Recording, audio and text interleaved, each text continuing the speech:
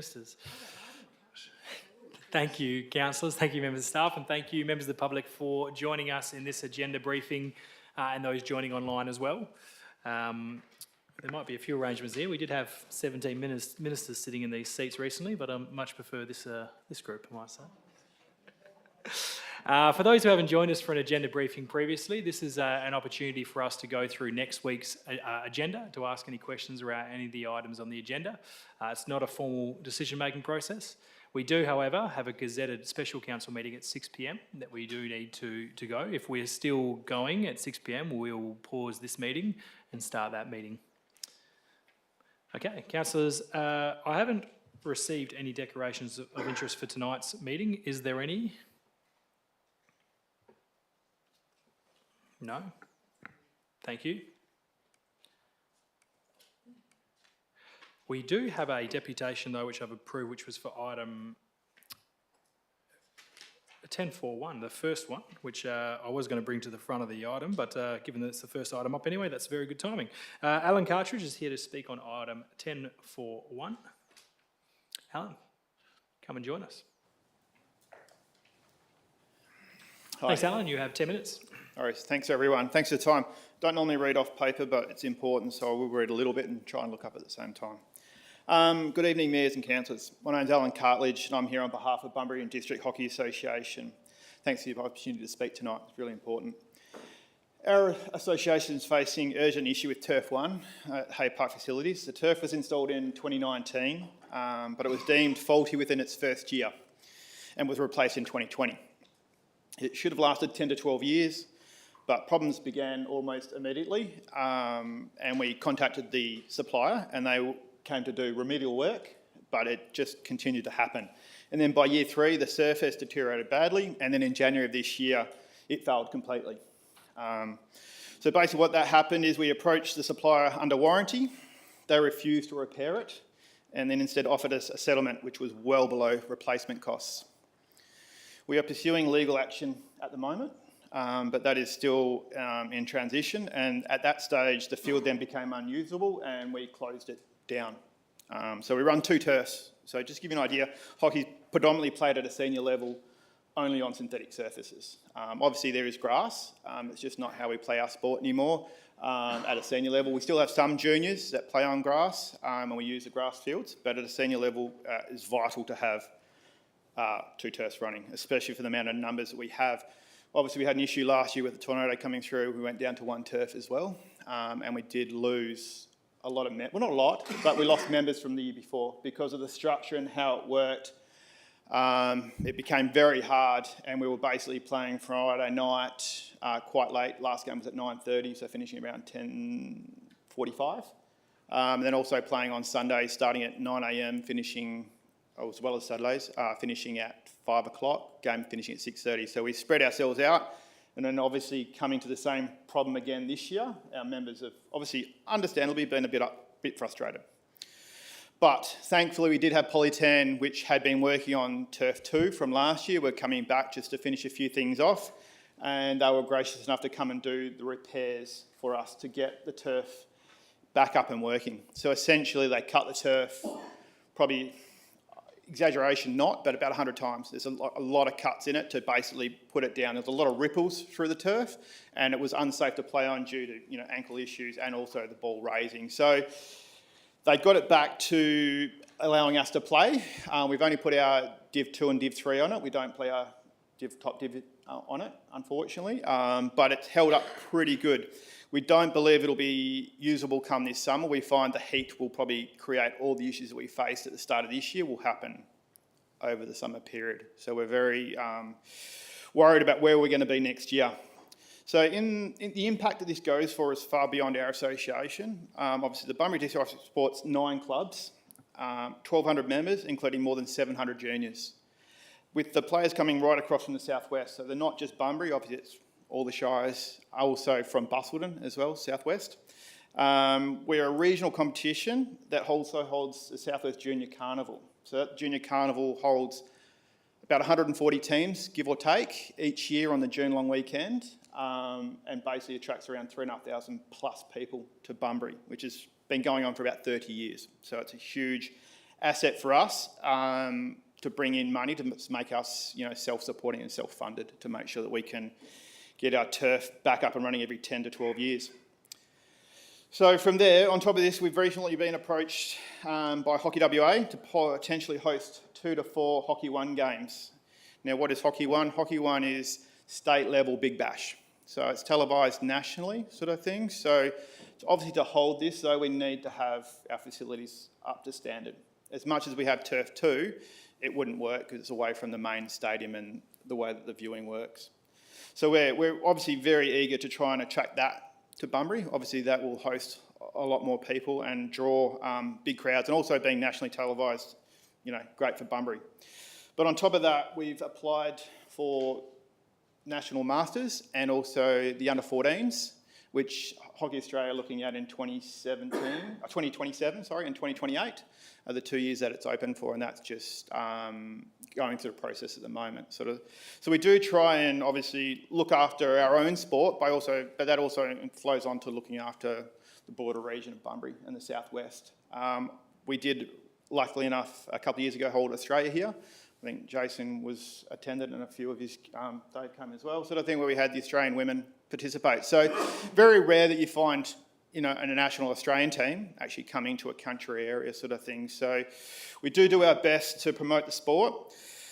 One of the obviously biggest keys is this turf, and it's not cheap to run, and it's something we self-support ourselves every 10 to 12 years, usually on the help of you guys as well. We obviously get a self-supporting loan to make sure we generally come up with half the money, and the other half we get on a self-supporting loan and pay that off until the next turf is due.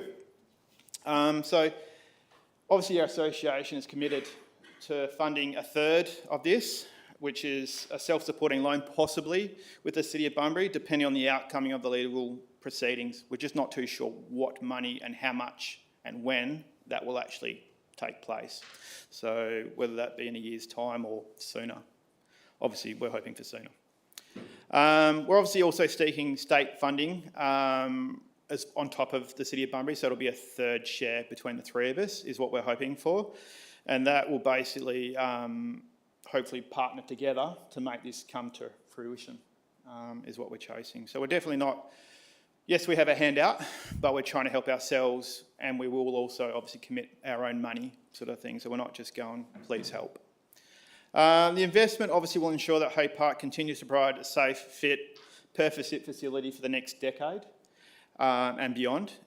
Will safeguard one of the most heavily used sporting facilities in the southwest, benefiting not only from our members, but obviously schools that visit and hold carnivals at our facilities, also visiting teams and the wider community. Again, to be clear, we're not asking the council to carry this burden alone. We are putting significant funds on the table ourselves and exploring every other avenue for funding and support. We are seeking this as a partnership, so together we can deliver a long-term solution for the Bunbury and our region and the thousands of people that rely on our facilities week in, week out. Just want to thank you for your time and consideration on this motion, and thank you very much. Thank you, Mr. Cartledge, and thank you for the work for your committee.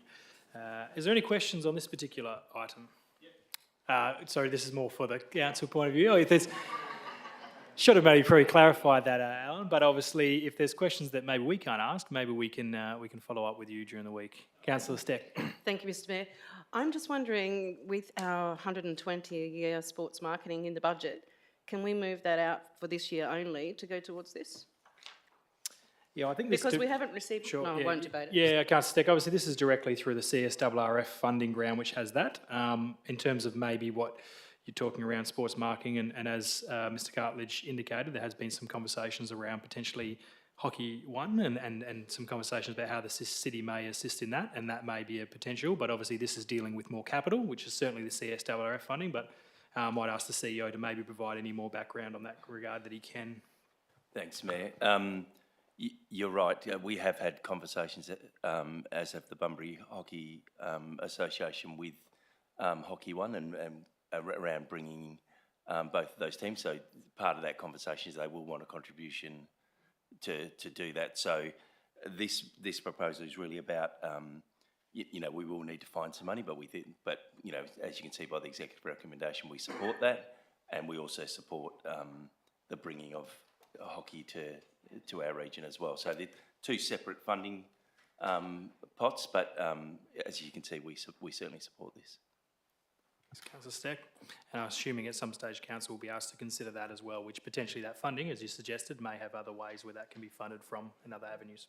Yeah. Councillor Quain. Excuse me, Mayor, I'm really keen to know what the economic benefits to the community from the hockey stadium, especially their events. Yeah, I'm not sure the CEO will have that offhand, but we could potentially provide some comments there, CEO. Thanks, Mayor. Yeah, I don't have that to hand, but that's certainly something that we've got. Obviously, Dave Russell in the gallery here, our manager of Sport and Rec, who may be able to take that on notice and provide some Very some detailed detail. report. But did you want to make a comment, Mr. Russell?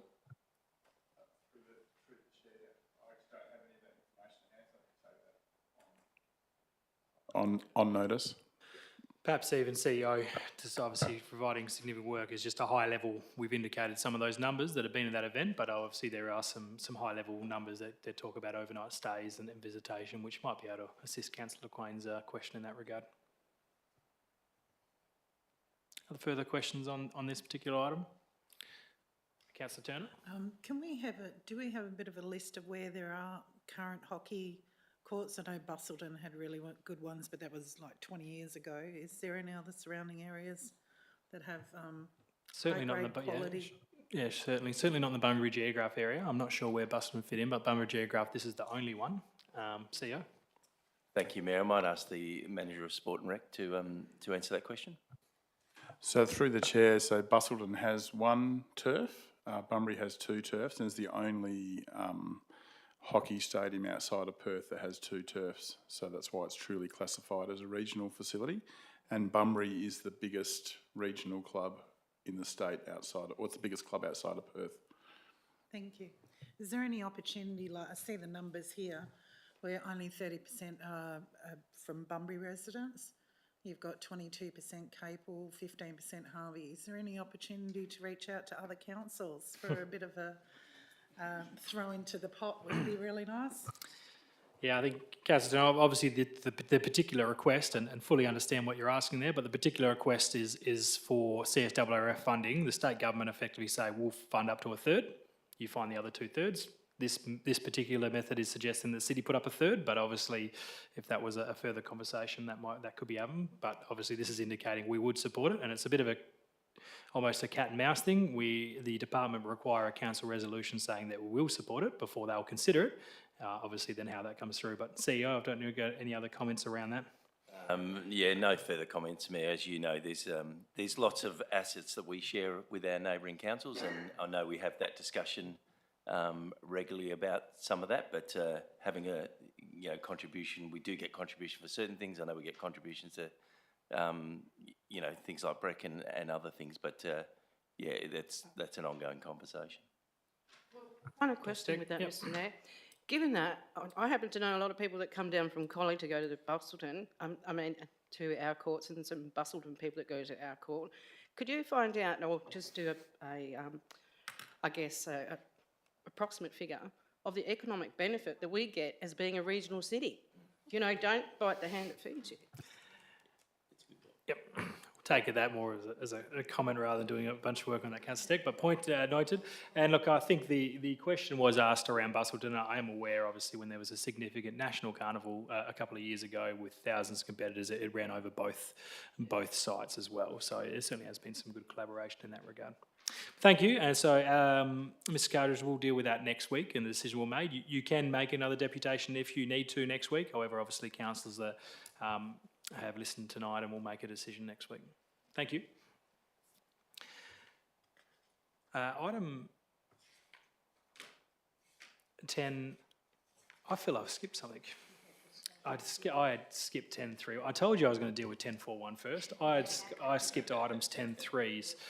So we're item 10.3.1. Sorry for elected members to jump around there. This is the information items, which is noting those. Is there any questions on these, or potentially through Councillor Andrew as chair of a couple of these groups? Disability inclusion one? Yeah, so the information items, yes, councillor Turner. Yeah, sorry, point 2, record of attendance, it doesn't say who was attending. Is there a reason for that, please? Whereabouts was this? It's just got the record of attendance, but it doesn't state who was attending the meeting, it's just got who was an apology and It's who got was the absent. apologies and absence, I think. Yeah, so I think, sure, I think it's normally just as that it shows the members above. You're referring to the minutes? And yeah, so it's got the members above and then it's got apologies are absent. And I'm assuming that then that means that all other members were there, but CEO, you provide that guidance? Yeah, Mayor, the way these are written, the members are shown on the left-hand side, and then there is those that are absent, so by default, the others were present at the meeting. Yeah. And I'm assuming if you're talking about it, if you're referring to if there was an external agency or something, that would probably be noted as separately if someone was there to make a presentation or something. Any other questions on 10.3.1? Thank you. 10.3.2? Councillor Turner? Omnicom Media Group Australia, page 57. There's a fee for roadside billboard bookings. Can I just have an explanation of what they actually do, please? I'll see if there's any chance we can get a response to that now, CEO, if they're taken on notice. CEO? Thank you, Mayor. I might just check with the Manager of Finance if he is aware of what that payment might be for. Otherwise, we'll take that on notice and provide that separately. Through you, Mr Mayor, we'll take that on notice. Thank you. Thank you. All okay? Thank you. Moving along to item 10.3.3. Any questions? Thank you.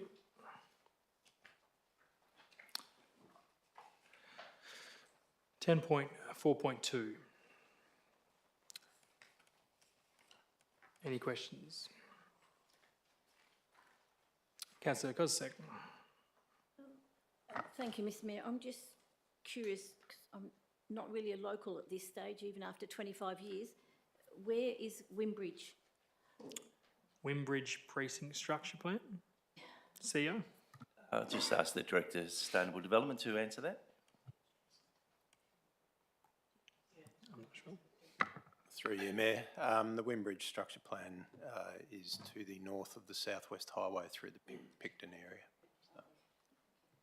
Thank you. Any other questions? Thank you.